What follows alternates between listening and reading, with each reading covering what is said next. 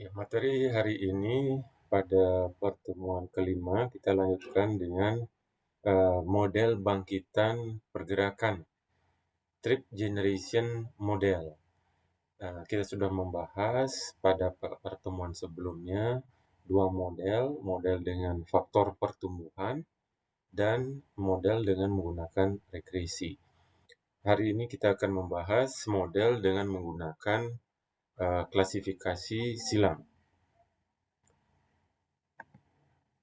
Yang pertama adalah bagaimana pengertian model klasifikasi silang, kemudian pendekatan kategori, jadi kategori ini atau klasifikasi silang. Secara umum adalah kita melakukan klasifikasi terhadap data. Jadi data nanti entah data rumah tangga, itu kita kelompokkan berdasarkan kelasnya, berdasarkan kategorinya. Sehingga model ini disebutkan sebagai model klasifikasi silang atau model kategori. Selanjutnya adalah pemodelan pergerakan individu. Jadi bagaimana memodelkan pergerakan untuk level individu, kemudian setelah dari pergerakan level individu, bagaimana kemudian mengestimasi atau memodelkan pergerakan di level zona.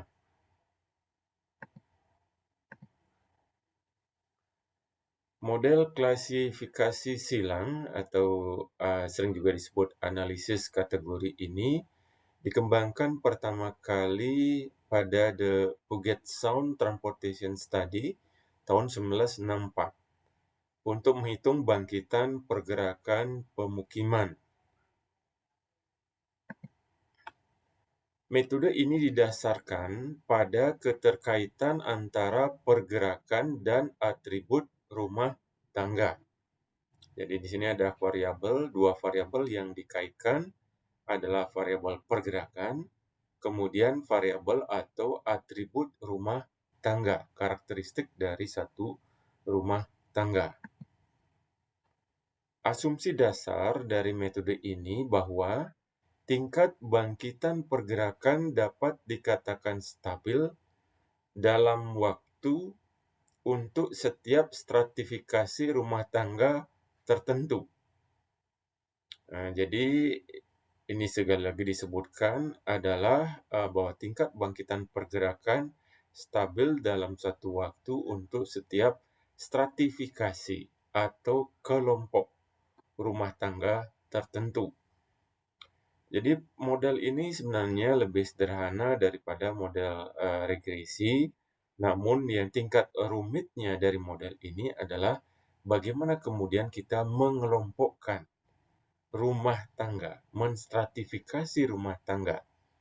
Kemudian kita menghitung bangkitan perjalanan dari setiap kelompok rumah tangga tersebut. Permasalahan umumnya timbul pada saat meramalkan jumlah rumah tangga untuk setiap strata kelompok pada masa mendatang. Jadi saat ini kategori ini akan berubah ya, bisa berubah. Misalnya saja kategori pendapatan sedang, menengah, dan tinggi. Definisi pendapatan sedang, rendah, menengah, dan tinggi ya. Misalnya kita stratifikasi atau kelompokkan atas 3. Pendapatan rendah, sedang atau menengah, dan tinggi.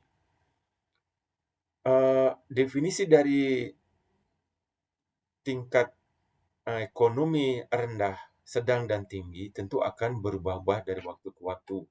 Misalnya untuk saat ini kategori pendapatan rendah di bawah UMR. Misalnya UMR-nya adalah 2 juta. Sehingga pendapatan di bawah 2 juta kita sebutkan sebagai pendapatan rendah. Kemudian pendapatan sedang dan pendapatan tinggi. Tentu pada tahun-tahun berikutnya ketika UMR berubah, tingkat perekonomian berubah, maka kelompok ini juga akan berubah kriterianya. Definisi variabel dan spesifikasi model.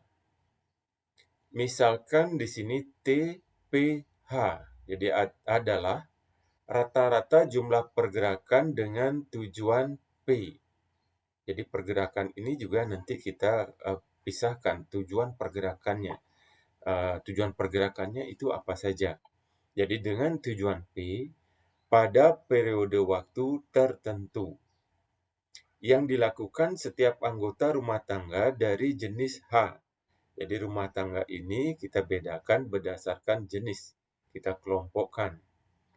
Jenis rumah tangga ditentukan berdasarkan stratifikasi. Jadi kita kelompokkan berdasarkan karakteristik dari rumah tangga tersebut.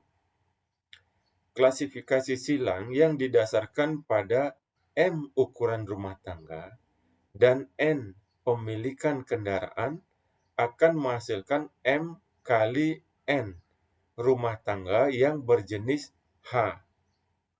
Jadi itulah kelompok dari rumah tangga. Jadi M kali N rumah tangga yang berjenis H. Permasalahan utama adalah pada cara menentukan kategori agar sebaran frekuensi dari simpangan baku dapat diminimumkan. Jadi inilah yang saya sampaikan tadi. Masalah utama ini sebenarnya lebih sederhana dari model regresi, tetapi permasalahan utama adalah bagaimana menentukan kategori, mengklasifikasikan rumah tangga tersebut, sehingga simpangan baku untuk setiap kategori, setiap kelompok itu dapat diminimumkan. Keuntungan dari model ini, pengelompokan klasifikasi silang tidak tergantung pada sistem zona di daerah kajian. Kemudian tidak ada asumsi awal yang harus diambil mengenai bentuk hubungan. Jadi seperti halnya model regresi. Ada bentuk linier, ada non-linier, kemudian liniernya juga dibedakan atas beberapa bentuk dan sebagainya. Hubungan tersebut berbeda-beda untuk setiap kelompok. Misalnya, efek perubahan ukuran rumah tangga bagi yang mempunyai satu kendaraan dan dengan yang mempunyai dua kendaraan ini akan berbeda.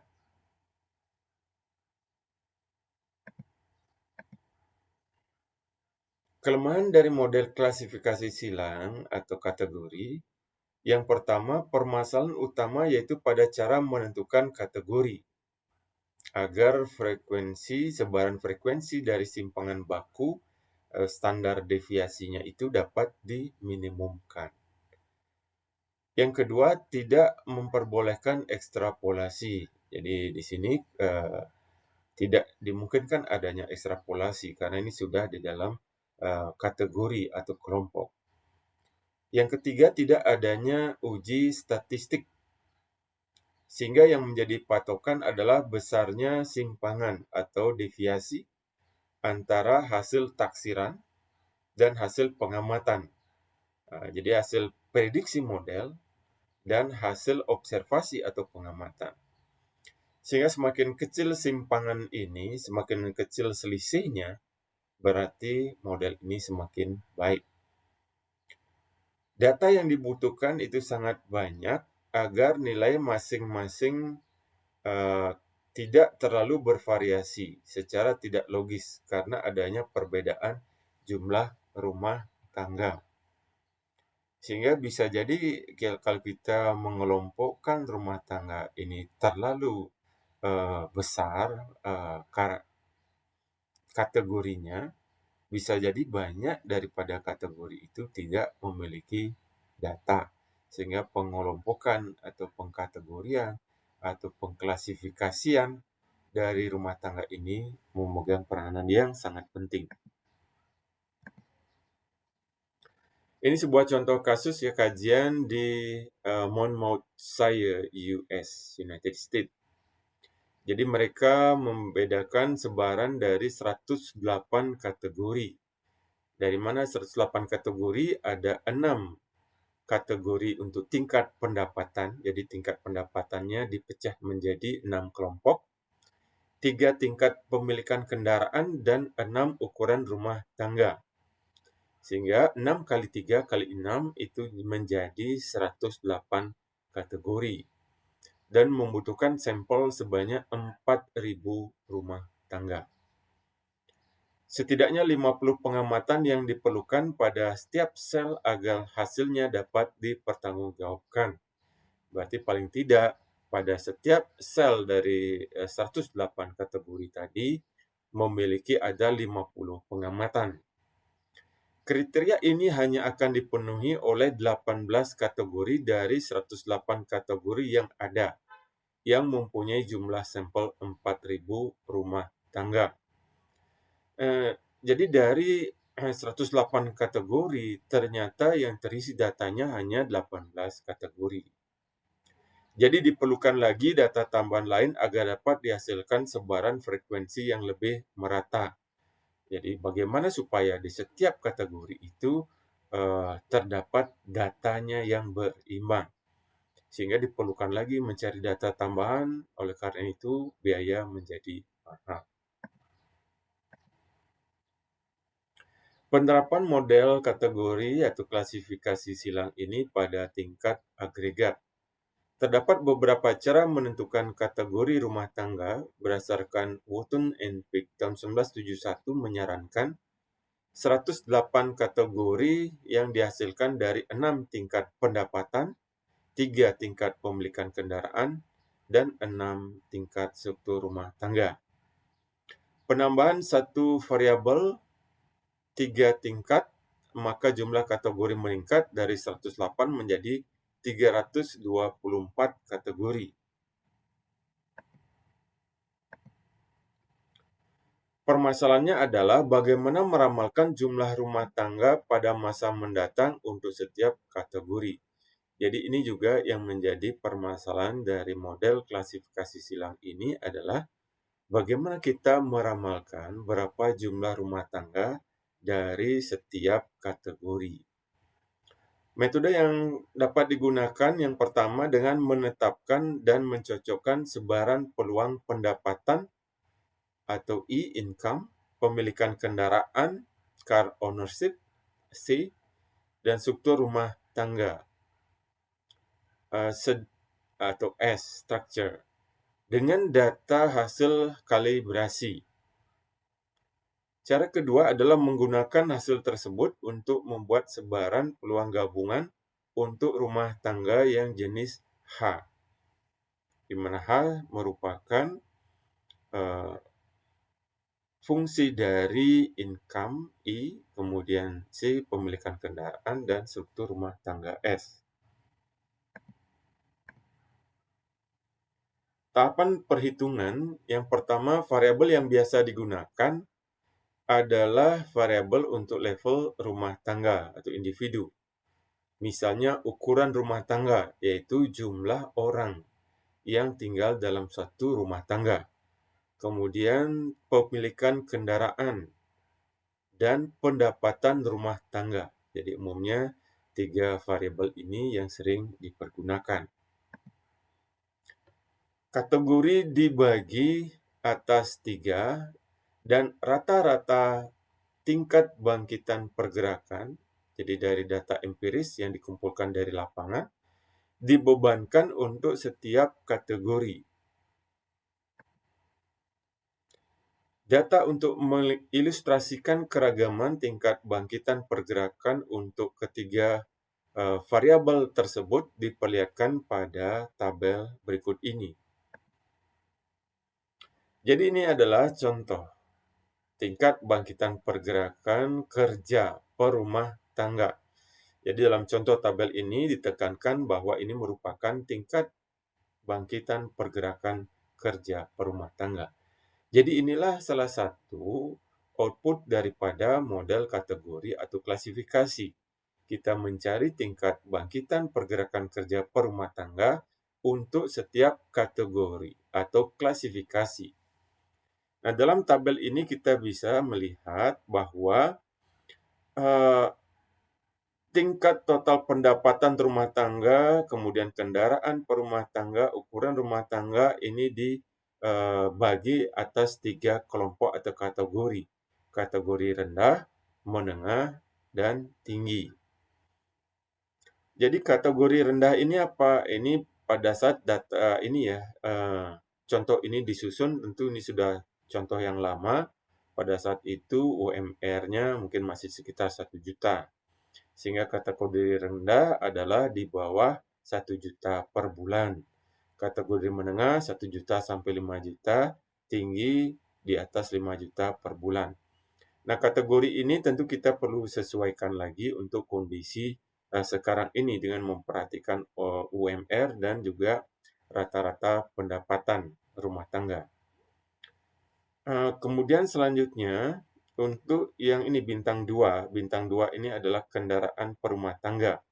Yang kategori rendah ini 0, tidak memiliki kendaraan. Menengah ini adalah 1 kendaraan perumah tangga. Sedangkan yang tinggi ini memiliki lebih besar sama dengan 2 kendaraan perumah tangga. Selanjutnya adalah ukuran rumah tangga. Jadi kita lihat keterangan bintang 3 ini bisa dibedakan juga atas rendah, menengah, dan tinggi. Ukuran rumah tangga rendah apabila terdapat 1 sampai 3 orang saja dalam satu rumah tangga. Yang menengah 4 sampai 6 orang, yang tinggi lebih dari 6 orang. Sekali lagi, untuk mengklasifikasikan atas kategori rendah, menengah, dan tinggi, kita sesuaikan dengan kira-kira nanti sampel datanya. Jadi setelah kita melakukan survei, kemudian mengumpulkan data lapangan, baru berdasarkan data itu kita kelompokkan. Jadi tidak dari awal kita mengelompokkannya. Misalnya, apakah memang rata-rata ukuran rumah tangga itu 4 sampai 6 orang dalam satu rumah tangga? Atau mungkin lebih kecil lagi, sehingga nanti kita juga sesuaikan. Tahap perhitungan, tahap pertama, 3 variabel tersebut dapat distratifikasi lagi. Misalnya kategori pendapatan, tadi kita bedakan atas 3 kelompok ya. Rendah, kemudian sedang atau menengah, dan tinggi. Ini bisa lagi dipecah menjadi 6 kategori pendapatan. Kemudian 6 kategori ukuran rumah tangga dan 3 kategori pemilikan kendaraan, sehingga total terdapat 108 kategori. Sehingga ini menjadi sangat detail ya, bahkan ini terlalu detail. Perlu diperhatikan bahwa variabel pendapatan dan pemilikan kendaraan ini seringkali berkorelasi. Jadi ada kolinearitas. Karena semakin tinggi pendapatan, kecenderungannya adalah pemilikan kendaraan juga semakin tinggi. Tahap perhitungan yang kedua, setiap data rumah tangga yang diwawancara kemudian dicocokkan untuk setiap kategori, tergantung pada rumah tangga tersebut, kepemilikan kendaraannya, ukuran rumah tangganya, dan pendapatannya. Tahap ketiga, rata-rata tingkat bangkitan pergerakan dihitung untuk setiap kategori dengan menggunakan data dari rumah tangga. Jadi berdasarkan nanti hasil survei, setelah kita survei, baru kemudian kita kelompokkan.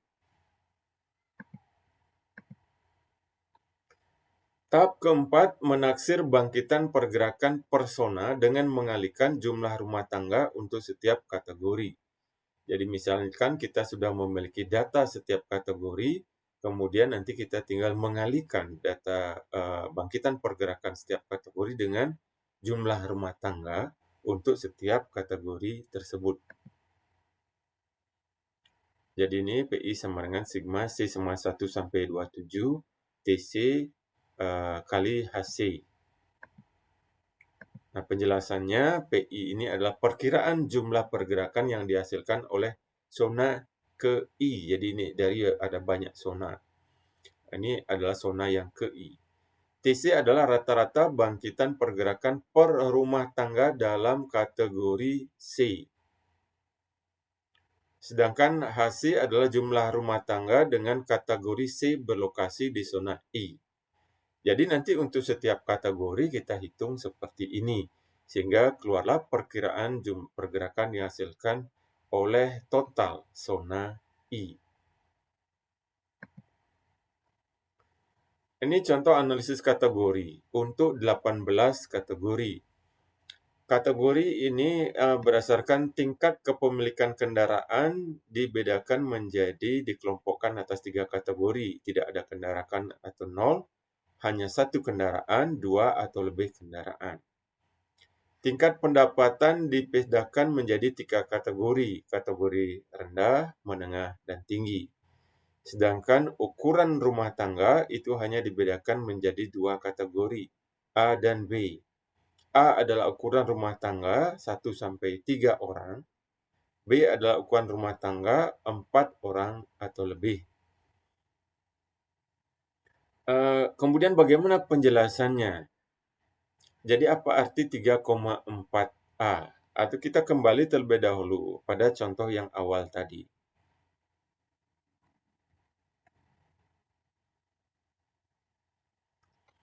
Jadi apa makna angka 1,16, 1,27, 1,23, 1,34, dan seterusnya? Ini adalah besaran tingkat bangkitan pergerakan. Sebagai contoh di sini adalah bahwa kelompok rumah tangga dalam kategori rendah itu bangkitan pergerakannya adalah 1,16 bangkitan pergerakan kerja per rumah tangga per harinya. Sedangkan untuk tingkat pendapatan yang menengah 1,34 bangkitan pergerakan per hari. Sedangkan untuk pendapatan tinggi sebesar 1,63 bangkitan pergerakan per hari. Sehingga ini setiap kelompok ini dia berbeda tingkat bangkitan pergerakannya. Mulai dari rendah cenderung semakin tinggi pendapatan, maka tingkat bangkitan pergerakannya juga semakin tinggi. Nah, kita kembali kepada contoh yang tadi.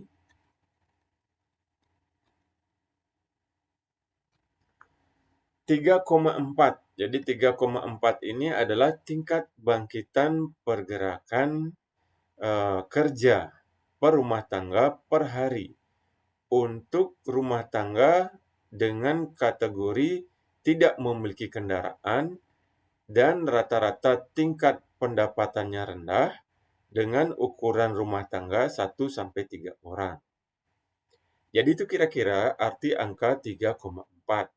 3,4 itu adalah bangkitan perjalanan kerja per hari untuk rumah tangga dalam kategori tingkat pemilikan kendaraannya 0 atau tidak ada kendaraan, tingkat pendapatannya rendah, dan ukuran rumah tangganya 1 sampai 3 orang. Selanjutnya 4,9B. 4,9B ini adalah besarnya bangkitan perjalanan sebesar 4,9 perjalanan per hari untuk rumah tangga dengan kategori tidak memiliki kendaraan atau 0, tingkat pendapatannya rendah, ukuran rumah tangganya terdiri dari 4 orang atau lebih. Jadi itu arti angka 4,9. Sehingga misalnya suatu zona kita sudah mendapatkan besarnya bangkitan perjalanan atau dalam hal ini produksi. Jadi kita sudah membedakan ya bangkitan terdiri atas produksi dan tarikan. Besarnya produksi perjalanan untuk setiap rumah tangga, untuk setiap kelompok atau kategori rumah tangga kita sudah dapatkan. Bagaimana caranya untuk mendapatkan jumlah pergerakan total persona? Jadi tinggal kita mengalihkan jumlah pergerakan untuk setiap kelompok dikalikan berapa jumlah rumah tangga dalam setiap kelompok tersebut. Sehingga di total menjadi jumlah produksi perjalanan suatu zona. Ini contoh analisa kategori untuk 18 kategori. Jadi jumlah rumah tangganya, ini misalnya jumlah rumah tangganya adalah seperti ini. Kemudian ini data ya, ini pemilikan kendaraan datanya adalah seperti ini. Selanjutnya pendapatan rendah, menengah, sedang, tinggi. Kemudian ini adalah ukuran dari rumah tangga. Jadi misalkan diperoleh data adalah hasil survei adalah seperti ini. Data ini sekali lagi terdapat 50 rumah tangga dengan tingkat kepemilikan kendaraan 0, pendapatan rendah, ukuran rumah tangga 1 sampai 3 orang. Demikian juga selanjutnya, terdapat 20 rumah tangga dengan tingkat kepemilikan kendaraan 0, pendapatan menengah, ukuran rumah tangganya 1 sampai 3 orang. Jadi Anda disuruh tentukanlah produksi perjalanan untuk zona tersebut. Nah, ini silakan dicoba untuk dilatih menghitung.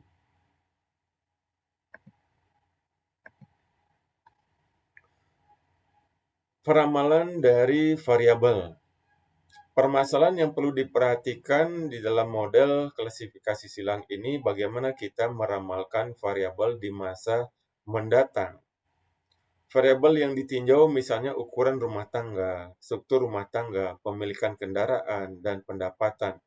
Bagaimana kita mengukur atau mengestimasi besaran variabel-variabel ini di masa yang akan datang.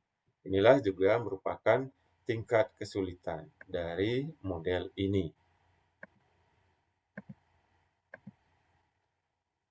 Bagaimana meramalkan ukuran rumah tangga, pemilikan kendaraan, pendapatan di masa mendatang untuk meramalkan bangkitan pergerakan di masa mendatang?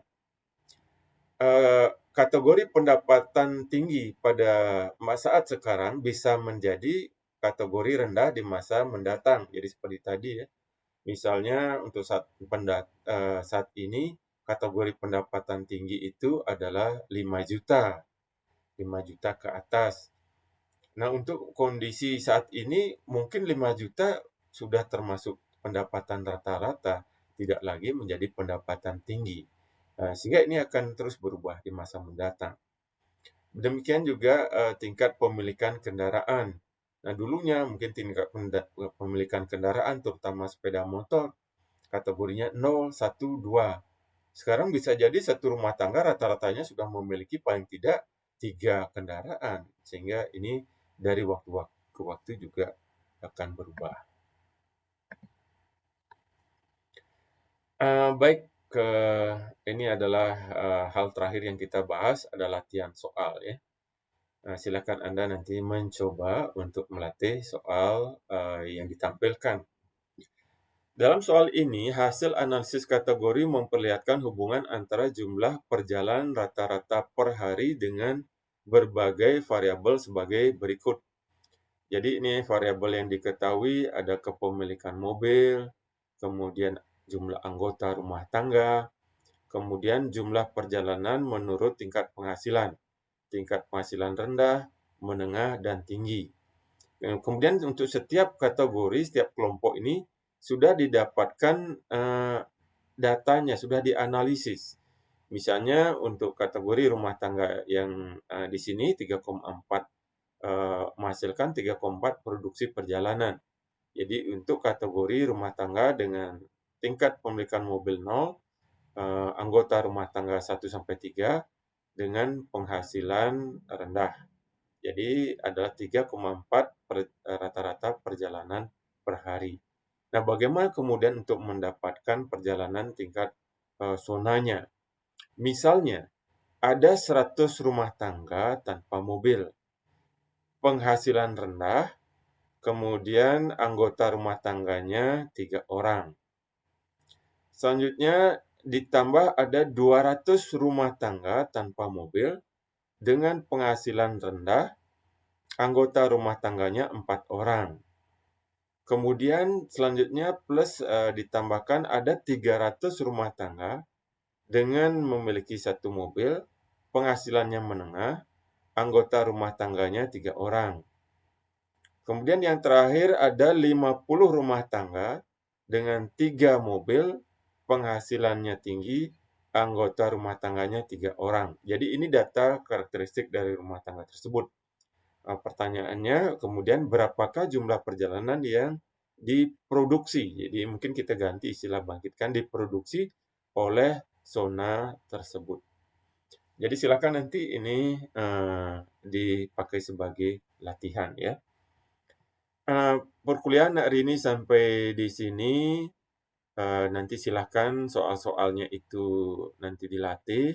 Saya ucapkan terima kasih atas perhatiannya. Sampai bertemu kembali pada pertemuan berikutnya minggu depan.